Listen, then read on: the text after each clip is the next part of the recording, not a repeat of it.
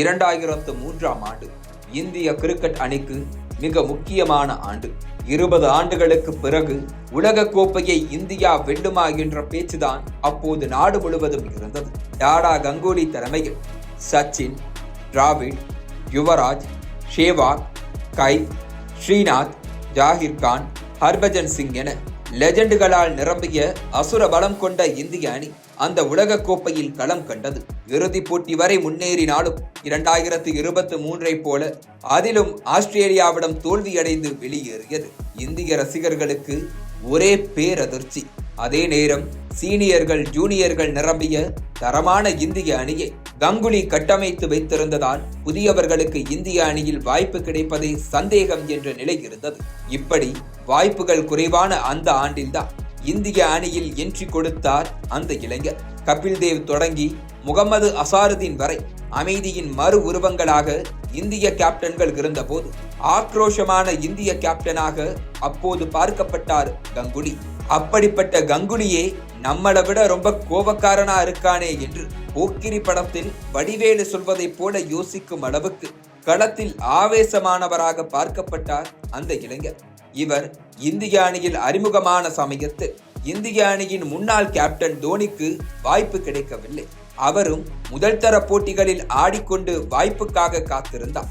இப்படிப்பட்ட காலத்தில் அறிமுகமான அவர் பிற்காலத்தில் இந்திய அணி 2 உலக கோப்பைகளை வெல்ல முக்கிய பங்காற்றினார். அவர்தான் தற்போது இந்திய அணியின் பயிற்சியாளராக நியமிக்கப்பட்டுள்ள கௌதம் கம்பீர்.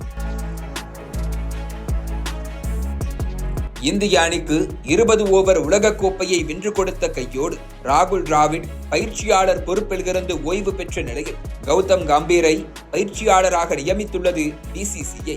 யார் இந்த கௌதம் கம்பீர்? விரிவாக பார்ப்போம்.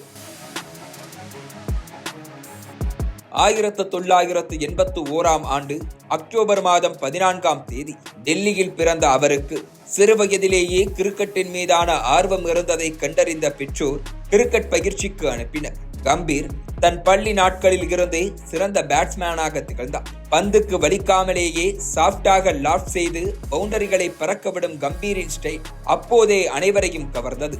அவரது திறமைகளை கண்ட பயிற்சியாளர்கள் தேசிய அளவிலான போட்டிகளில் கலந்து கொள்ள உதவினர். IPL போன்ற லீக் தொடர்கள் இல்லாத அந்த காலகட்டத்தில் உள்ளூர் கிரிக்கெட் போட்டிகளில் கலக்கு என்று கலக்கி அதே 2003ஆம் ஆண்டிலேயே BCCI தேர்வு குழுவின் மனதில் குடிபுகுந்து இந்திய அணிக்குள் டெண்டு போட்டார் கம்பீர். சேவாகுடன் ஓப்பனிங்கில் ஜோடி சேர்ந்து இந்திய அணிக்காக கம்பீர் ஆடிய ஆட்டங்களை எழுத்தில் படிக்க இயலாது. 2007ஆம் ஆண்டு உலகக்கோப்பை தொடரில் இந்திய அணி லீக் சுற்றிலேயே வெளியேறி அதிர்ச்சி கொடுத்தது. அதே ஆண்டு ICC முதல் 20 ஓவர் உலகக்கோப்பை தொடரை நடத்தியது. அதில் தோனி தலைமையிலான இளம் படையில் கம்பீர் முக்கிய தளபதியாக திகழ்ந்தார். இறுதிப் போட்டியில் அவர் அடித்த அரை சதம் அணி கோப்பையை வெல்ல உதவியது.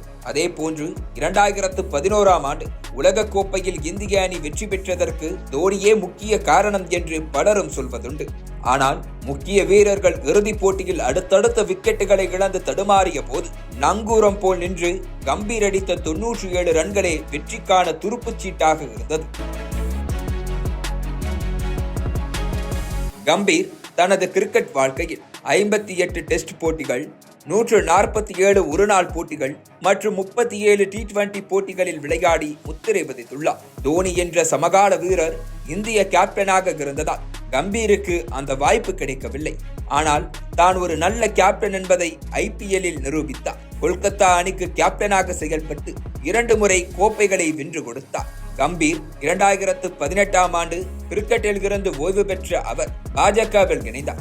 இது மாற்று அரசியல் கொள்கையில் உள்ள அவரது ரசிகர்களை அதிர்ச்சி அடைய செய்தது. 2019 மக்களவை தேர்தலில் போட்டியிட்டு வென்று மக்களவை உறுப்பினராகவும் அவர் தேர்வானார்.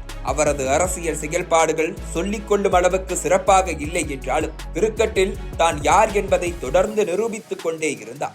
நல்ல பேட்ஸ்மேன், நல்ல கேப்டன் என்ற பெயர் வாங்கிய கம்பீர் ஓய்வுக்கு பிறகு நல்ல பயிற்சியாளர் என்ற பெயரையும் எடுத்தார்.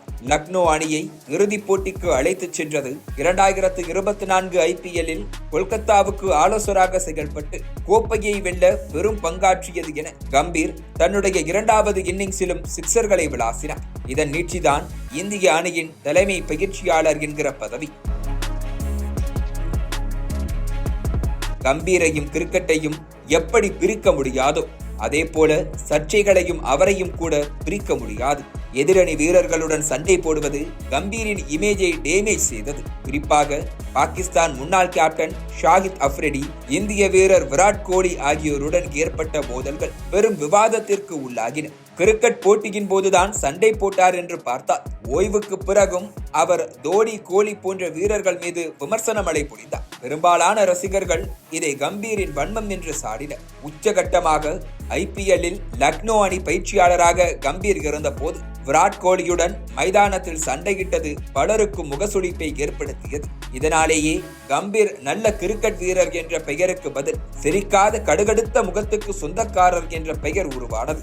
இவரது சில விமர்சனங்கள் கடுமையான எதிர்ப்புகளை சந்தித்தாலும் 2011 உலகக்கோப்பை இறுதிப் போட்டியில் இந்தியா வெல்ல காரணமான வேகப்பந்து வீச்சாளர் ஜாகிர் கானின் அட்டகாசமான பந்து வீச்சு பற்றி யாரும் பேசாததை இவர் விமர்சித்து தனிநபர் துதிபாடலை விட இந்திய அணிதான் முக்கியம் என கூறியதை பலரும் வரவேற்றனர். அதே போன்று இந்திய அணியில் தொடர்ந்து புறக்கணிக்கப்படும் சஞ்சு சாம்சனுக்கு குரல் கொடுத்த போது கம்பீரின் கருத்தை பலரும் ஏற்றுக்கொண்டனர். 2019 தேர்தலின் போது கம்பீர் தன்னை போல் உருவ ஒற்றுமை உள்ள ஒருவரை பிரச்சாரத்துக்கு அனுப்பி ஆள்மாறாட்டம் செய்தது சர்ச்சையை ஏற்படுத்தியது.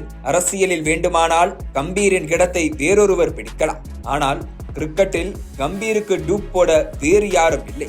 எலியும் பூனையுமாக இருந்த கம்பீரும் கோலியும் இந்திய அணியில் பயிற்சியாளரும் வீரருமாக எப்படி இணைந்து செயல்பட போகிறார்கள் என்பதை காண்பதே இனி தனி சுவாரஸ்யமாக இருக்கும்.